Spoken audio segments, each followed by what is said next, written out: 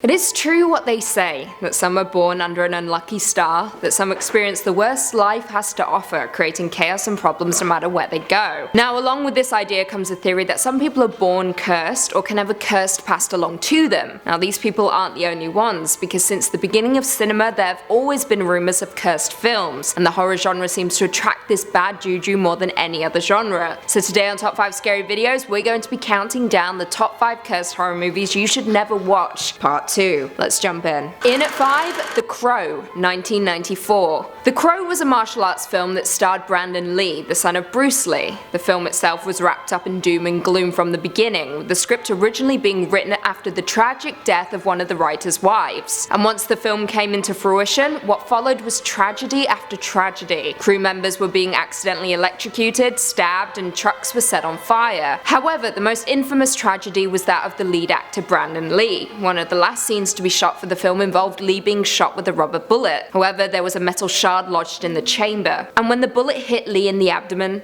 it killed him. He was only 28 years old. Now, it was a freak accident, but when you consider his father Bruce Lee's death at 32, Brandon's death took on a spooky form. Bruce Lee supposedly had multiple premonitions of his death, including one that told him he would only live half the time of his father, who died at the age of 64. Brandon Lee even admitted to believing that there was a curse on his family, which many believe resulted in his early death. According to reports, he even admitted to some friends before the tragedy that he had strong feelings he would die young, just like his father.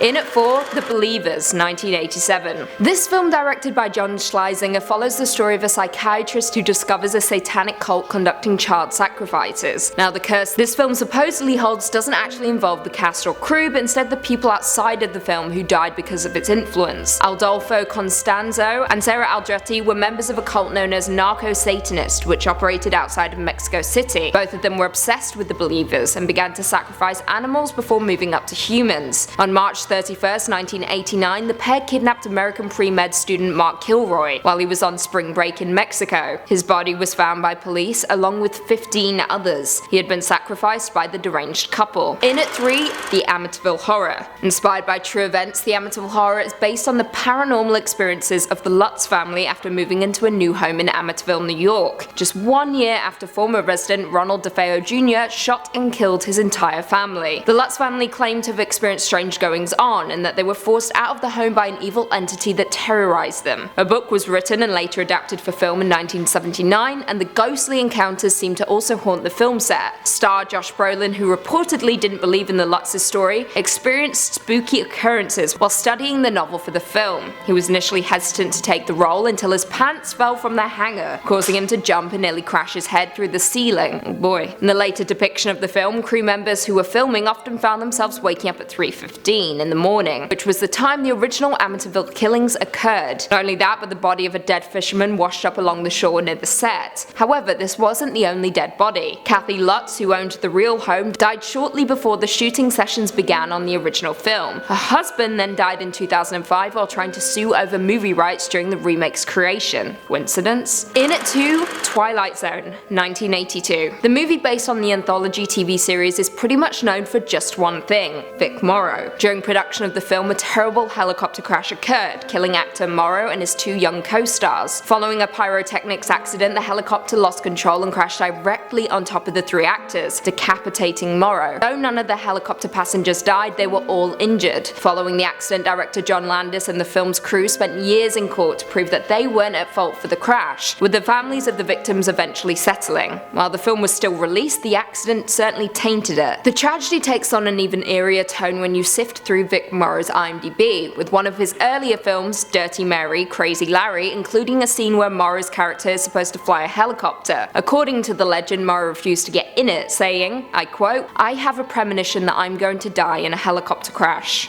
Very creepy. And finally, in at number 1, Rosemary's Baby, 1968. I don't think anyone had a fun time while filming Rosemary's Baby. Mia Farrow's husband, Frank Sinatra, divorced her during the shoot, and the film's composer died of a blood clot in a similar vein as one of the characters in the film. However, perhaps the most shocking curse connected to the film is the murder of director Roman Polanski's wife, Sharon Tate, under the order of Charles Manson. The Manson family broke into Polanski's house and killed Tate and their unborn child, a year after Rosemary's Baby was completed. completed. Not only that, but there are some very odd connections between Rosemary's Baby, the Beatles, and Charles Manson. Manson was heavily influenced by the Beatles songs Helter Skelter and Piggies, which built up a lot of his bizarre philosophy. The Beatles also happened to write a song called Dear Prudence, which was written about Mia Farrow's younger sister, Prudence. Weirder still, John Lennon was killed in 1980 outside of the Dakota, the apartment building where Rosemary's Baby was filmed. Coincidence or curse? You tell me. Well, there we have it. Do you guys agree with our list? Were there any cursed horror films that we missed? Leave us all your thoughts and feelings in the comments down below and perhaps we can do a part 3. If you haven't already, be sure to give this video a big thumbs up, subscribe and turn on notifications so you never miss another scary vid. Until next time, see you later.